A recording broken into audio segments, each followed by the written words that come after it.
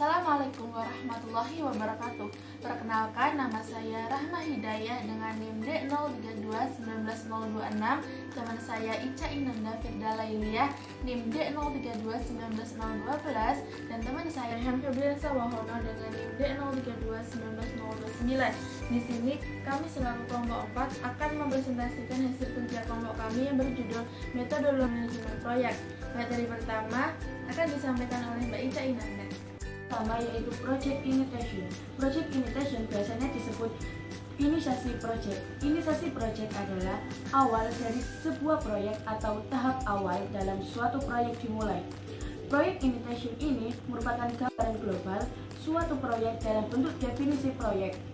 Maka dari definisi proyek ini akan kelihatan gambaran global sebuah proyek yang akan dikerjakan.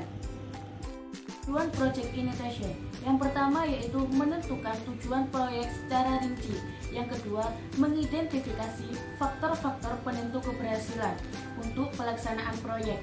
Yang ketiga, menentukan ruang lingkup proyek, jadwal proyek, kebutuhan sumber daya proyek secara garis besar, asumsi proyek, serta batasan-batasan proyek sebagai acuan dalam pembuat perencanaan manajemen proyek. Yang terakhir, kriteria keberhasilan proyek. Selanjutnya, mekanisme proyek initiation.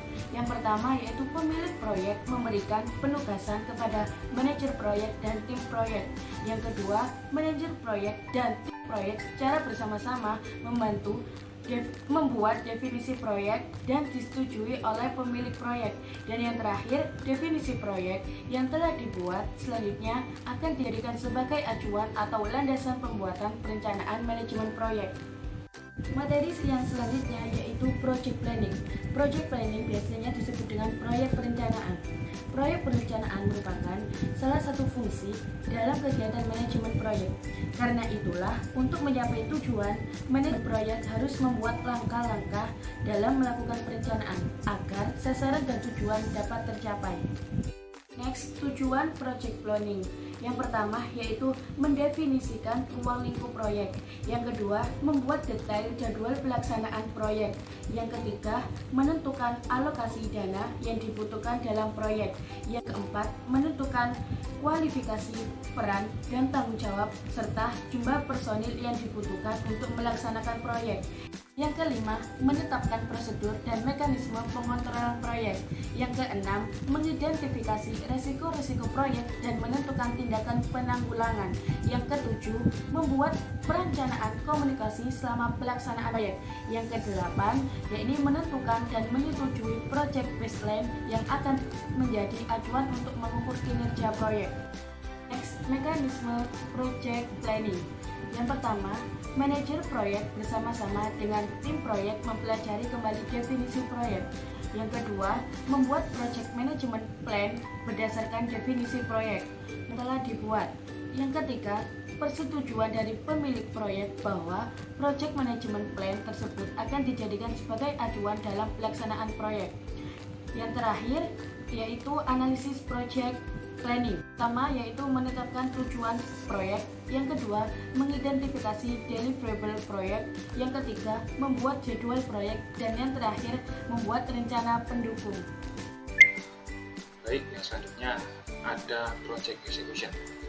Project Execution atau pelaksanaan proyek adalah dokumen utama yang mendefinisikan proyek yang akan dilaksanakan. Pelaksanaan proyek ini berisi dokumen yang mengatur dan mendefinisikan modalitas pelaksanaan, pemantauan, dan pengendalian proyek yang telah direncanakan. Setelah pengertian dari Project Execution juga memiliki tujuan, yakni melaksanakan rencana proyek yang terkandung dalam manajemen proyek atau rencana proyek, seperti mengkoordinasikan dan mengoptimalkan kinerja tim proyek serta penggunaan sumber daya non-pribadi untuk perubahan yang disetujui pada jadwal proyek. Yang selanjutnya yakni mekanisme project execution. Seperti contoh, mekanisme project execution sendiri adalah manajer proyek. Tim proyek biasanya membentuk kerja tim selama masa proyek atau yang sering disebut dengan pelatihan dalam sebuah tim. Di sini, manajer proyek dan tim proyek akan melaksanakan semua aktivitas yang sudah ditetapkan dalam rencana manajemen proyek untuk laporan pelaksanaan proyek. Selanjutnya, ada project controlling. Pengertian project controlling. Project controlling atau kontrol proyek adalah alat yang efektif untuk manajemen proyek dalam memastikan pencapaian tujuan proyek dengan waktu dan juga biaya. Pengendalian proyek yang efektif digunakan untuk menyediakan informasi proyek tepat waktu yang memungkinkan manajer mengambil tindakan korektif untuk menjaga proyek tetap berada pada jalurnya. Selanjutnya, dalam project controlling, ada dampak dari project controlling atau dampak pemantauan proyek. Pemantauan proyek memiliki korelasi langsung dengan kemajuan proyek dan harapan pemangku kepentingan proyek yang jarang gagal karena satu masalah. Sebaliknya, kegagalan biasanya merupakan kumpulan masalah kecil yang secara individual memiliki dampak negatif di area proyek tertentu. Namun, bila dilihat sebagai keseluruhan proyek, hal-hal kecil tersebut dapat memiliki dampak yang signifikan terhadap biaya, jadwal, risiko, dan mungkin tampak penyimpangan dari kontrol proses dan fungsi rencana proyek aslinya. Yang terakhir, project closure. Pengertian project closure atau proyek penutup. Proyek penutup merupakan akhir dari tantangan kegiatan proyek. Penutupan proyek memberikan laporan tentang hasil-hasil yang diperoleh dari rangkaian kegiatan proyek yang dilaksanakan. Bentuk laporan tentang semua hasil pekerjaan yang telah dilakukan berupa dokumen laporan. Pada tahap ini harus dipastikan bahwa semua deliverable proyek atau sesuatu yang dihasilkan berupa dokumen, bisnis plan, dan laporan itu telah terselesaikan. Jika pekerjaan yang belum sempat terselesaikan harus dicatat dan sesegera mungkin diselesaikan supaya project closure terpenuhi.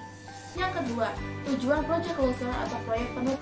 Laporan pelaksanaan pekerjaan, laporan penyelesaian pekerjaan, berita acara penyelesaian pekerjaan, dan berita acara serah terima pekerjaan. Dan yang terakhir, pembubaran. Sekian, terima kasih presentasi dari kelompok 4, kurang lebihnya mohon maaf, dan terima kasih kepada teman-teman semua atas partisipasinya. Wassalamualaikum warahmatullahi wabarakatuh. Bye-bye.